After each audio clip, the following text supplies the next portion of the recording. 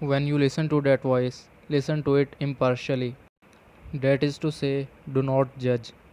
Do not judge or condemn what you hear. For doing so, would you mean that the same voice has come in again through the back door?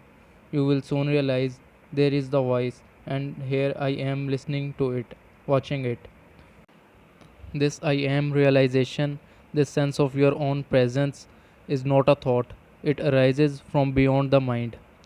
So, when you listen to a thought, you are aware not only of a thought but also of yourself as the witness of the thought. A new dimension of consciousness has come in. As you listen to the thought, you feel a conscious presence, your deeper self behind or underneath the thought, as it were. The thought then loses its power over you and quickly subsides because you are no longer energizing the mind through identification with it. This is the beginning of the end of involuntary and compulsive thinking. When a thought subsides, you experience a discontinuity in the mental stream, a gap of no mind. At first, the gaps will be short, a few seconds perhaps, but gradually they will become longer. When these gaps occur, you feel a certain stillness and peace inside you. This is the beginning of your natural state of felt oneness with being, which is usually obscured by the mind. With practice, the sense of stillness and peace will deepen. In fact, there is no end to its depth. You will also feel a subtle emanation of joy arising from deep within, the joy of being. It is not a trance like state. Not at all. There is no loss of consciousness here. The opposite is the case.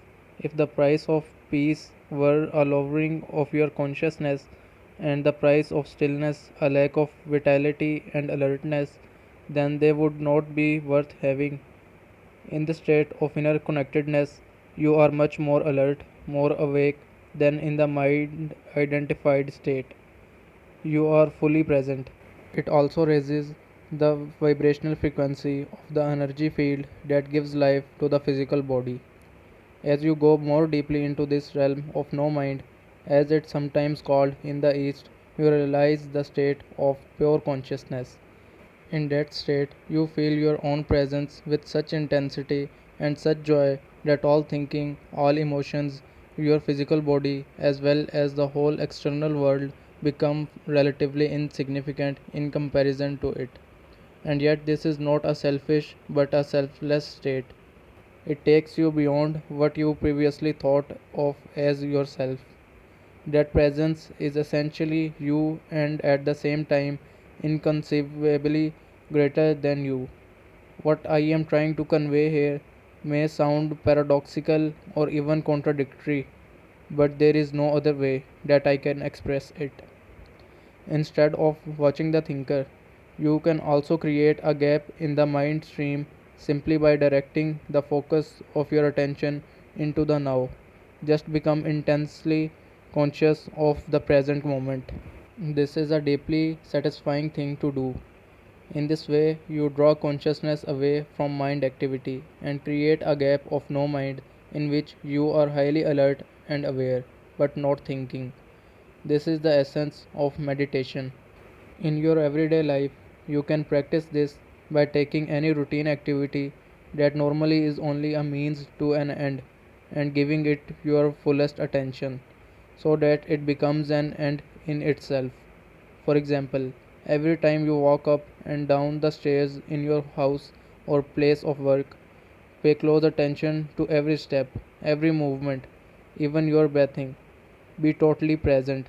Or when you wash your hands, pay attention to all the sense perceptions associated with the activity, the sound and the feel of the water, the movement of your hands, the scent of the soap, and so on. Or when you get into your car, after you close the door, pause for a few seconds and observe the flow of your breath. Become aware of a silent but powerful sense of presence.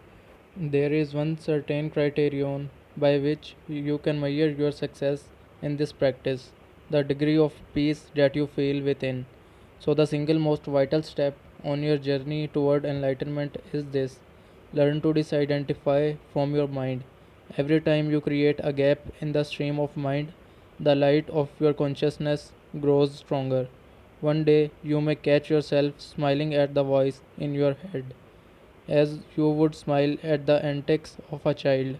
This means that you no longer take the content of your mind all that seriously, as your sense of self does not depend on it.